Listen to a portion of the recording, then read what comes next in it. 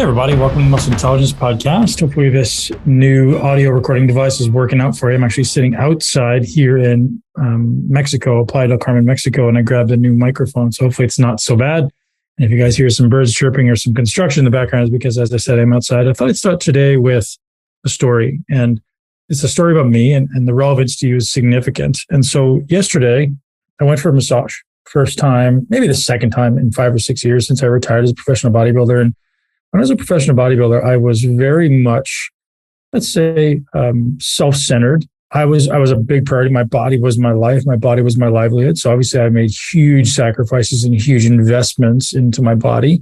So for me to do 1 or 2 massages a week was not uncommon. And after retiring from professional bodybuilding, I shifted my focus a lot toward my family, my children, and my business. And I just kind of deprioritized all of the things that I, quote unquote, selfishly did during my career because I've had so much time committed to myself as a bodybuilder. I almost felt some type of guilt when I would invest in myself after bodybuilding, right? Whether that even be time, right? Because I know that when I was competing, it was 5 to 6 hours a day, just committed to the physical craft, movement, cardio, mobility, yoga, massage, all of that, right? On top of that, there's the food. On top of that is the meal prep. And on top of that, spending time with my family and growing my business. And so when I left bodybuilding, I took this mindset of, martyrdom. I'm not going to commit any time and attention to myself. I'm going to put everyone else before me, including my business, including my family. I think a lot of guys get stuck in this. And then what happens is similar to what happened to me yesterday. I go to this massage person and I'm like, yeah, I'm doing a 90-minute massage. I haven't done one in years. Let's check this out.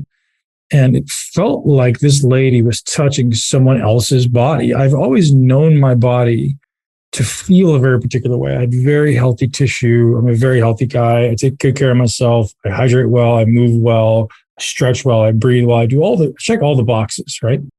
And I hadn't had a massage in a very long time. And when she touched my back, I was like, well, what is this? It felt so foreign to me because I was so used to when someone massaged my back in the past. Obviously, I had a bunch of muscle that I don't have now. But my tissue quality was so high when I was a bodybuilder. My body was so responsive. She would touch it, or, a massage therapist would touch my body would adapt. It would respond. This time I literally felt like she was going over rocks in my back. And I was like, what is this? Like, what is the tissue that's happening? And I don't tell you this story because you care about my back, but the relevance of it is the neglect that sometimes happens as an adult, putting other things above yourself. And so I just deprioritized my tissue quality. I deprioritized my movement. Although I still train, almost every day. It just wasn't the top priority for me. And I noticed, kind of like the frog getting into room temperature water, and eventually, it warms up and it boils to death. I think a lot of men are guilty of this. Is we take things for granted. I was always an athlete. I always had great tissue quality. My body was very, very responsive to whatever I asked it to do.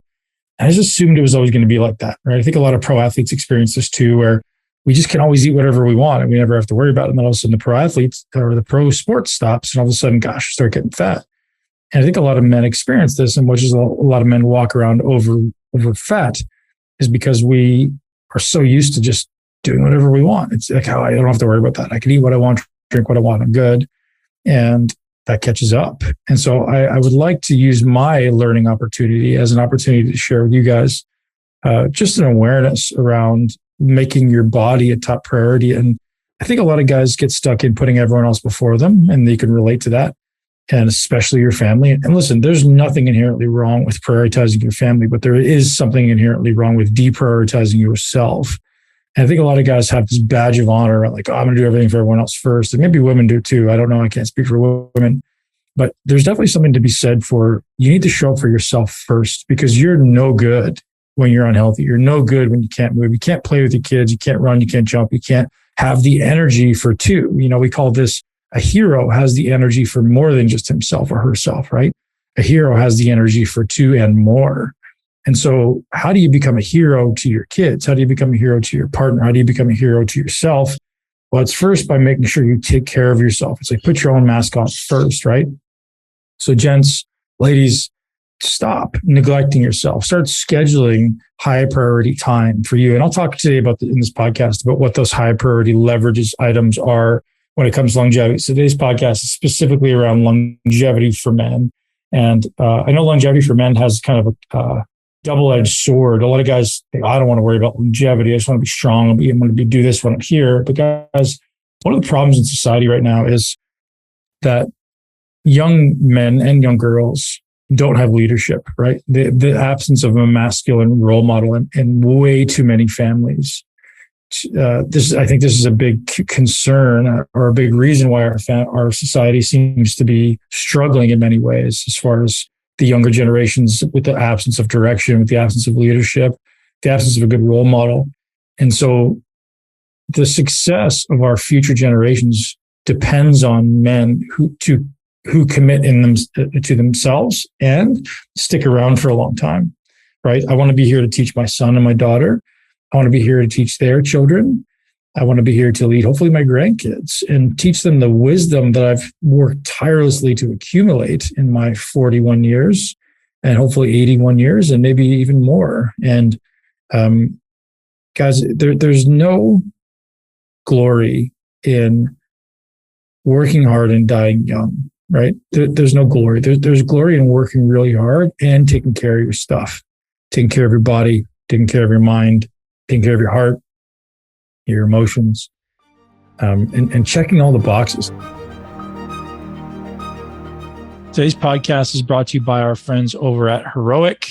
By wielding technology for good through an innovative app called Heroic, they are ultimately helping you move from theory to practice to mastery. My good friend Brian Johnson and the entire Heroic team are helping people just like you and me helping step into the highest versions of ourselves. And as I said, I've been using Heroic or a version of Heroic since about 2006, and originally started as Philosopher's Notes, Optimize, and now it's Heroic. And Heroic really represents the hero's journey. It's starting from wherever you are now and becoming the hero of your story. And that means showing up for yourself first, showing up for your partner and your family, and then ultimately eventually showing up for your community and your tribe. And doing that means growth. Doing that means education. Doing that means practice. Doing that means putting high impact habits into place. Brian's going to help you optimize habits and productivity, sleep, nutrition, and fitness, creativity and learning, willpower, and goal setting. It's an incredible resource that I highly suggest you check out. Go over to muscleintelligence.com/heroic. That's HEROIC, and use the code MUSCLE, and you'll get 20% off the first year. Ladies and gents, I give you my word, you will not regret it. Take some time to spend about 5 or 10 minutes with the app when you start, because I've had a few clients say, hey, this part of the app isn't exciting for me, but there is so many levels of the app that you should definitely check out. muscleintelligence.com/heroic. As you can probably hear from the tone of my lectures, the tone of my podcasts, provided you listen, if you do listen, there's been this shift from exclusively like what we'll call hardcore muscle building to really this holistic approach to building muscle in a healthy way, in an intelligent way, being lean, healthy, and muscular. And now it's kind of bridging into, well, why do I want those things? Because ultimately I want to live a great life that's vibrant, vital, healthy, and ultimately my body is something that supports an adventure and never hinders my life. So for me, what are the things I want to be able to do when I'm 50, 60, 70, 80? And what do I have to do to make sure that I can do those things, right? Because if there's ever a time in your life, if you guys have ever experienced this, you know what I'm talking about. If there's ever a time in your life when you want to do something, but you can't, that's very disempowering, isn't it? It's like you feel trapped. You're like, I can't do this, can't do that. Either whether from money or parents or whatever circumstance, you feel trapped. And I hate the idea of feeling trapped. I love the idea of having freedom, right? I want to be able to do what I want to do when I want to do it with who I want to do it. And if that means running, jumping, playing, whatever, jiu-jitsu, fighting, I want to be able to do those things. I want my body to support that. And so training is not only about looking good, being strong, being muscular, but it's also about having this body that ultimately carries me through an adventure. And I think most people at some point land there, right? We want to look great. We don't ever think about what we can't do until we can't do it, right? When we're young, we think about everything we can do. Like, I can do anything. And I was the same way until literally a year ago. I could do anything. Till like my Achilles started to hurt. Now I can't really run and really limited my leg training. And now my shoulder hurt. My shoulder doesn't hurt. It pops out of socket, which is way worse. all these things start coming up of like, okay, you don't realize what you can't do until you can't do it. And then it becomes your primary focus. Like, I want to improve this. So where I'm going with this is what muscle intelligence is really evolving into. It's like, yes, we're the best in the world teaching people how to build muscle, but it's a problem that I've solved thousands and thousands and thousands of times over again. Like, there's not a human in the world that I don't think I can build muscle for. I mean, that's what I do. It's what I'm good at. But it's also like, I'm not studying it anymore because I feel like I got this down. What am I studying? So what am I studying is something I'll share with you guys. I'm really studying health optimization and longevity, right? What does it look like to, yes, build muscle? And then where does that intersect with longevity? That's really what I'm thinking about, right? So you guys may or may not be thinking about longevity yet, but ultimately longevity is like, I want to live healthy. And I want to have, so if we think of longevity as two aspects, it's duration and then it's health span, right? It's like, I want to live long, but I want to live like well. So that's really what I'm spending most of my time focused on is like, what are those metrics that allow us to like ensure our health and our performance is not degrading ever, right? I want my health and performance to stay consistent or at least go up, one of the two, right? That's really what I'm thinking about. And that's really what the directions business is. There shouldn't be any restrictions, right? Physically or mentally. Because ultimately, like, I mean, I don't know about you guys, but I'm not a big fan of restrictions. The irony of the circumstance of the world right now. I'm not a big fan of not being able to do things, right? So as we build up this program, it's like, okay, what does health optimization look like? And where does that overlap with performance and muscle? That's really what muscle intelligence is about. So I thought I would share with you a few things that I've been kind of thinking about. So if I were to say to you guys that if your objective is muscle building and longevity, not necessarily maximum muscle building, but from a perspective of like, what are the foundational things every single one of you should and must, one, be able to know, believe, and be able to do to optimize for longevity. We call it like foundational human needs, maybe foundational human requirements. There's a small number of things that if you know how to do these and you understand these principles, your life will be better. And I don't put any of these on this list that don't belong on this list because sometimes when I'm talking, I'm sure some of you guys zero in on specific things that are relevant to you right now and maybe forget about other things that aren't important to you right now. Just because something isn't important to you right now doesn't mean it's not important. And maybe if it's not important to you right now, it's because, again, it's not caused a problem yet. But if you made it better, the question for you is, would it be better? Would your life be better? Example, breathing, meditation, walking. Sounds like old people work, right? But it's absolutely not. It's probably certainly the three most important things we do as humans, I would say. As I walk through this list for you guys, I'd be curious to hear your feedback, positive or negative. Any comments if you think I've missed anything, which is very possible. This list is very new. I'm literally writing this content out today. So I thought I would share this with you guys and look for feedback and questions and comments. The top of the list, and I've already said this, you have to breathe well and you have to have conscious control over your diaphragm.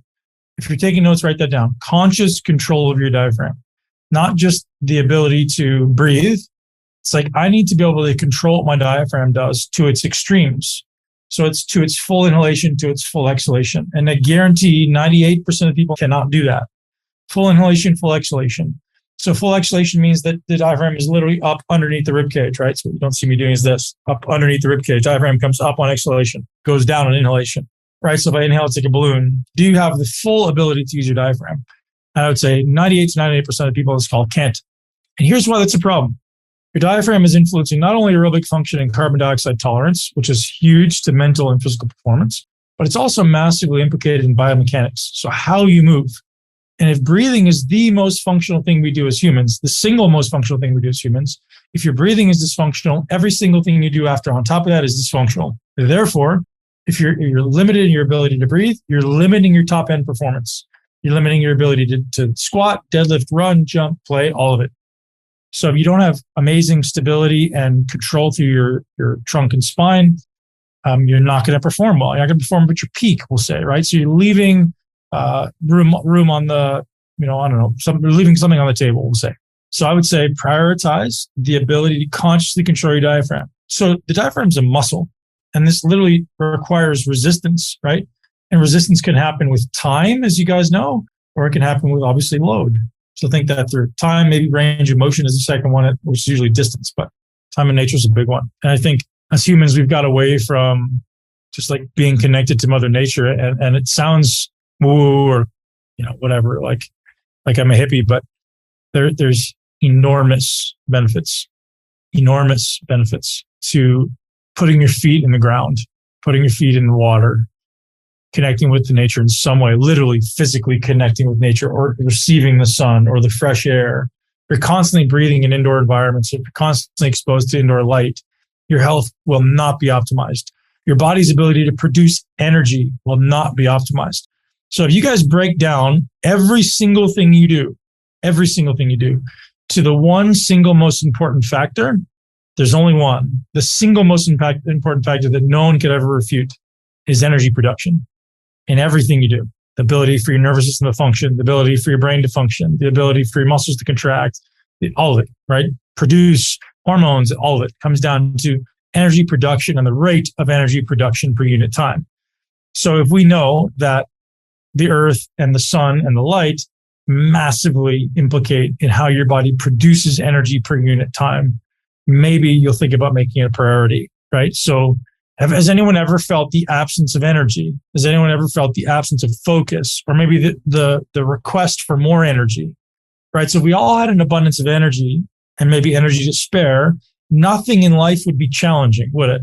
Because we would just have enough energy to do it. We would constantly be accomplishing our goals, be aspiring for new things. We would never have anything in life. We're like, I got energy. Let's go do it. So energy is always your limiting factor. It's your limiting factor in producing hormones, your limiting factor in producing neurotransmitters, your limiting factor in recovering between workouts, et cetera, et cetera. And if you guys have the modern day luxury, we'll say, of having a desk job, which is an absolute modern day gift, to be able to sit at home and make money, it's a gift because ultimately a lot of us who work on farms and factories, it's true, first world problems. Get yourself a grounding mat, commit to being outside for at least an hour a day, ideally 3. Just getting your feet in, like, find a park, literally walk through a park. So if you're ever going for a walk, there's a park nearby, make a point to go through the park. It's an enormous, there's actually a lot of data on how much a difference that could make. Okay. So I won't beat a dead horse, but you guys get the picture. So the next one, which is in perfect alignment, was energy production. So that was on the same line. So we have to pay attention to, well, how does my body producing energy? And so if you've ever experienced any of these symptoms I've talked about, energy production is a lot. So energy comes from food. We all know that. But energy doesn't just come from food. Energy ultimately comes from the transfer of electrons, right? Transfer of electrons in the body. Positive and negative charged electrons. So we have protons, we have ultimately electrons, right? So we want to make sure that our body has an abundance of negative charge. Right. So this polarity, positive and negative charge, we want to always make sure we have enough negative charge, which is the electrons. And that can come from our water. That can come from our food. That can come from movement. That can come from nature. So these are the things you guys ultimately want to do to maintain this negative charge. If you're interested in understanding the negative charge, if there's some nerds around us that want to dig a little bit deeper, a few things I'd suggest for you. Dr. Gerald Pollack has a book about the 4th phase of water. That's definitely worth a read. There's another book called Healing is Voltage. I forget the author, but I told you guys about it a few weeks back. Those 2 books are phenomenal. I would definitely read those. Healing is Voltage is a very, very thick book, but it's incredible. It's a great, great book. 4th Phase of Water. I've also done a podcast with Dr. Gerald Pollack many years ago, talking about how ultimately every cell has a negative charge, every cell in the body. And as we lose the negative charge, we lose energy. As we lose energy, we move closer to cancer, or we move closer to the inability to move. So if you guys think of, like, you talk about like chakras and chi and things like this is the flow of energy. It's literally the flow of electrons, right? Are electrons able to flow freely through the body, or do they get stuck in certain places and not be able to flow, right? So that can come from the absence of negative charge. That can also come from the absence of movement. So obviously you guys can hopefully see a correlation there. If I move, I create more negative charge. If I move, I can get things flowing through my body. If I'm sitting on my ass, I lose the negative charge, and then I can't produce energy. So my body starts to lose this flow of energy, right? That's why they talk about movement and breathing and all these things that simply move chi, move energy, right? Move blood. Another one I said here was blood flow. So it also ties into the next one, which is creating space. So remember, I'm talking about the things that you guys must be doing to optimize for longevity. Daily, create blood flow. That's movement, right? Movement creates blood flow.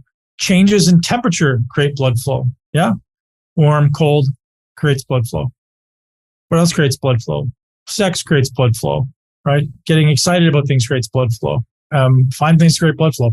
So one of the terms I often use, and it's actually the next point, is create space. And this is an important thing as well. Create space in your life, literally like clear your space. create space in your mind, which means don't always have a busy mind. And then create space in your muscles and your joints. Because as we get older, we're fighting against gravity. We're fighting against these compressive forces of gravity, right?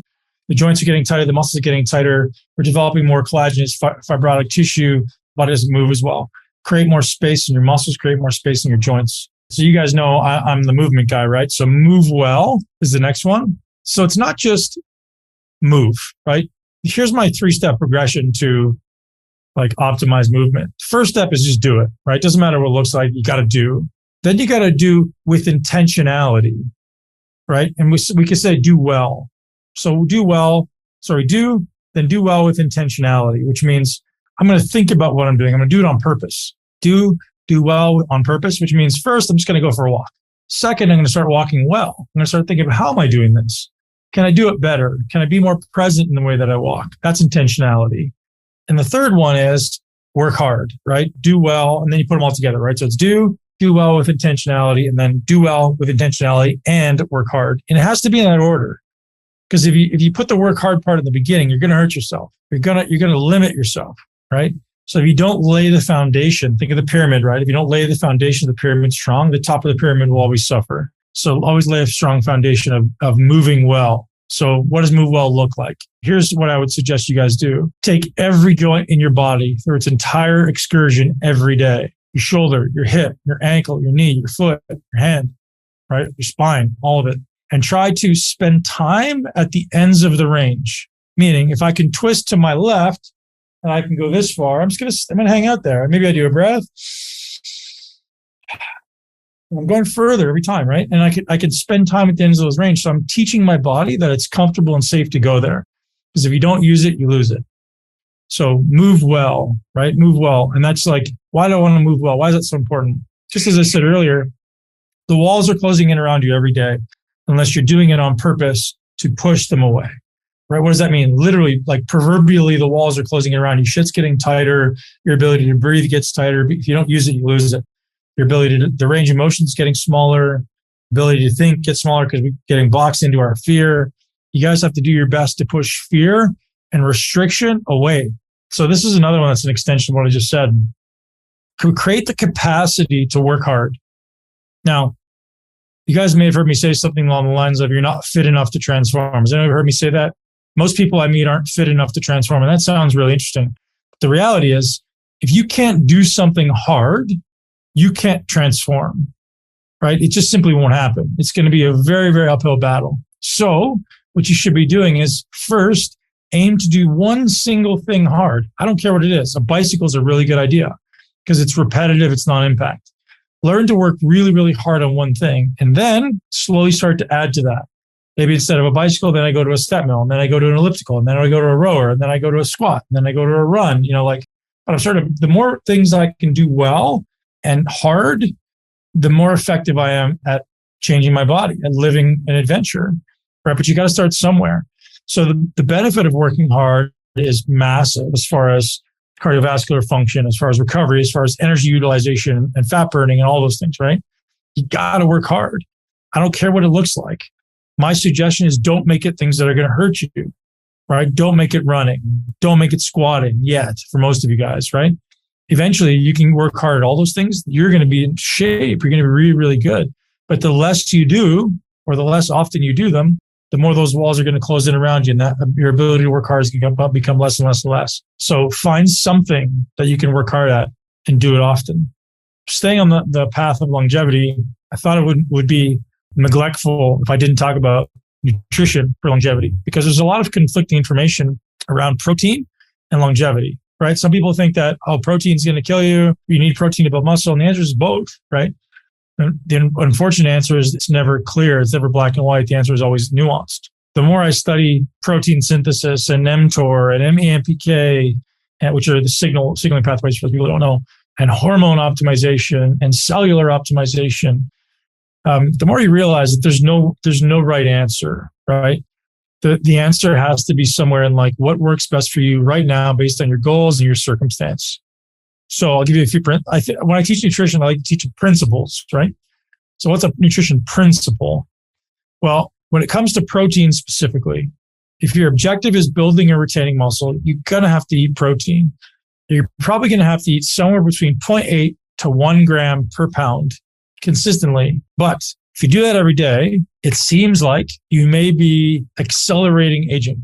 So what do we have to do to slow down aging? Well, why does protein accelerate aging? Because it seems like cells have a certain number of divisions. So every time you make a cell replicate or a cell divide, then it's aging. It's moving along in the aging process. And after a certain age, cells no longer replace themselves. We just kind of fizzle out, right? It seems as though there's probably some things we need to be doing to make sure that we're not allowing the cellular aging process to catch up with us. So my suggestion is pay attention to inflammation and oxidative stress. So inflammation and oxidative stress seem to be negative amplifiers of aging. So inflammation is anything that's going to ultimately cause the body to be inflamed, which is inflammatory foods typically. And oxidative stress is the stress that happens from ultimately overtraining, under-recovering, undersleeping, eating poor foods, or not eating the right foods that ultimately have antioxidants in them, right? So even these carnivore people who have switched into the fruit, adding the fruit in, the reason they did that is because of the antioxidants in the fruit, and the sugar is also beneficial to prevent muscle breakdown. So again, I guess I'll keep going a little bit on nutrition. So I said protein, let's talk fats. So fats are really interesting because everyone's got an opinion, right? So how many people think saturated fat is bad? Seriously. Okay. Most people would say yes. The reality is, it seems that saturated fat is in no way bad until you mix it with sugar or carbohydrate. So apparently it's completely inert in the body as far as its negative implications until there's any sugar present as well. And then it causes this almost instant glycation or caramelization of the body. So if you're eating saturated fat, maybe in a ketogenic state, it may not have the same negative implications as eating like bacon and pancakes for breakfast, right? Because the people who typically have a diet high in saturated fat are also eating pancakes and 4 pounds of syrup for their breakfast, right? With their bacon. So that's where a lot of that research came from. That's not to say that that saturated fat might not put up your cholesterol. It very well might, but there's no reason why anyone should think cholesterol is bad. Again, it's important to know cholesterol in here is not inherently bad. There's nothing inherently wrong with cholesterol. And this is important to know, 90% of the cholesterol that you have in your body, I think it's actually more than 90%. Some people say it's 100%.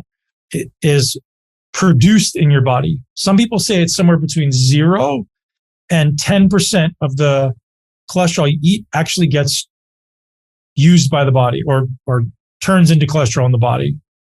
Does that make sense? So the body doesn't actually utilize the dietary cholesterol we consume. Again, this is the research is out on this. So somewhere between 0 and 10% of the cholesterol we consume actually turns into cholesterol in the body.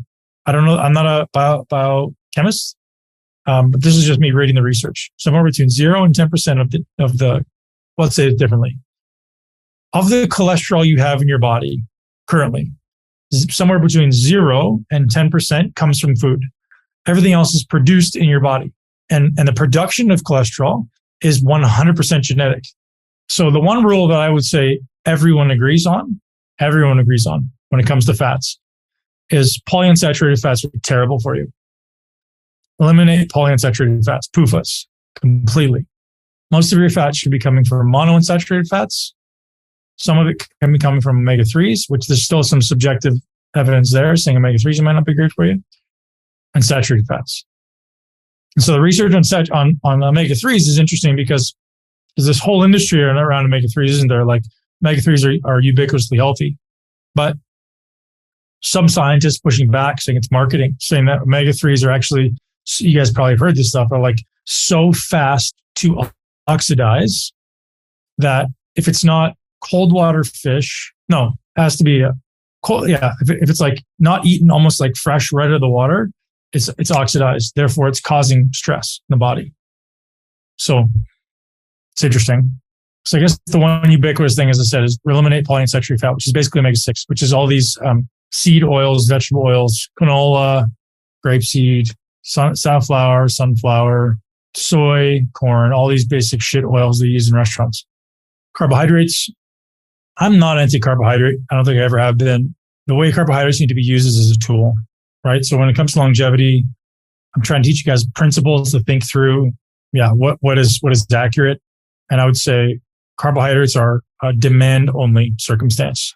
Okay, so another thing on the nutrition front, when to eat and when to fast. So if my objective is I want to build muscle and I don't want to shorten my life, right? I want to have great heart health. I want to have great body health, mind health. It is my suggestion, if you're under the age of 30, I don't think you need to fast.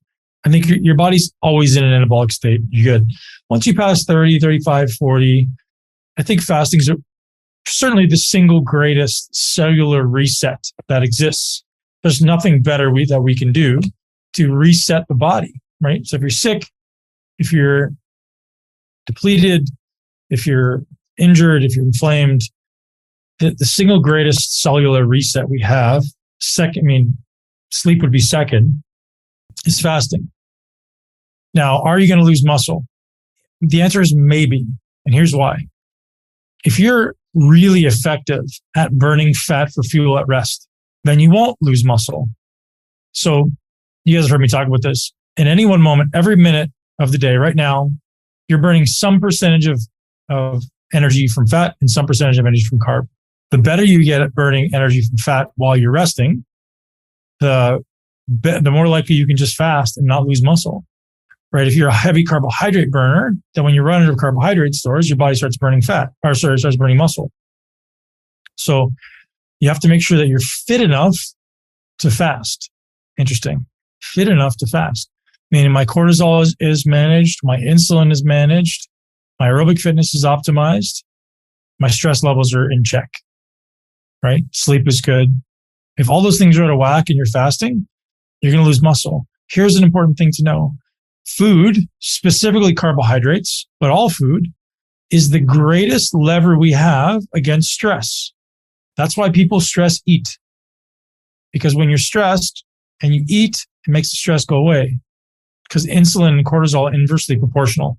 So as cortisol is up and I drive up insulin, cortisol goes down temporarily. So it's important to know that. If you're stressed in any way, fasting may not be the best way for you to maintain muscle. You probably end up losing more muscle than fat. Because ultimately it's just a dance, right? It's like I want to put myself in a state to lose fat and no muscle. How do I do that? You could take some growth hormone and growth hormone peptides. That'll maintain all your muscle while you're fasting. Or you can train your body to be more effective at burning fat for fuel at rest. Thank you so much for tuning into Muscle Intelligence. If you enjoyed today's episode, please be sure to share it with at least one person you know.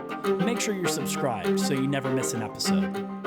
This podcast is for information purposes only. The statements and views on this podcast are not medical advice. This podcast, including Ben Pakulski and the producers, disclaim responsibility for any possible adverse effects from the use of information contained herein. Opinions of guests are their own, and this podcast does not endorse or accept responsibility for statements made by guests. This podcast does not make any representations or warranties about guest qualifications or credibility. This podcast may contain paid endorsements or advertisements for products or services. Individuals on this podcast may have a direct or indirect financial interest in products or services referred to herein. If you think you have a medical problem, consult a licensed physician.